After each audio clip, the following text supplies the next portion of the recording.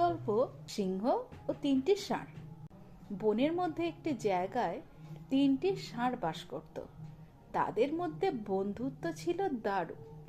সব সময় তারা একসঙ্গে থাকতো, একসঙ্গে মাঠে চড়ত, সুখ দুঃখের গল্প করত। সেই বনে বাস করত এক সিংহ। বহুদিন ধরে তার ইচ্ছে ছিল ষাঁড়গুলোকে মেরে ওদের মাংস খাওয়া, কিন্তু সে সুযোগ পাচ্ছিল না। ষাঁড়গুলো ছিল বেশ শক্তিশালী এবং তারা সব সময় একসঙ্গে থাকতো। সিংহ বুঝতে পারছিল তার পক্ষে একা তিনজনের সঙ্গে পেরে ওঠা সম্ভব নয়। সিংহ তখন ভাবলো এক কাজ করলে কেমন হয়।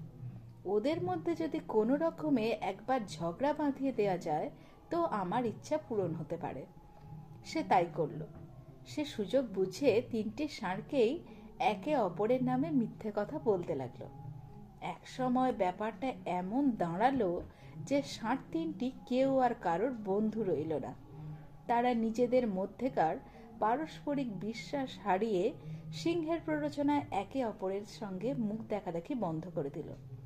তারা দূরে দূরে আলাদা আলাদা মাঠে চড়ে বেড়াতে লাগলো। দুষ্ট সিংহ তো এই দিনটার অপেক্ষাতেই ছিল।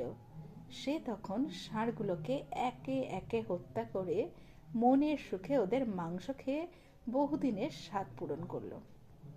নীতি কথা: বন্ধুদের পারস্পরিক বিরোধে শত্রুরাই সুযোগ নেয়।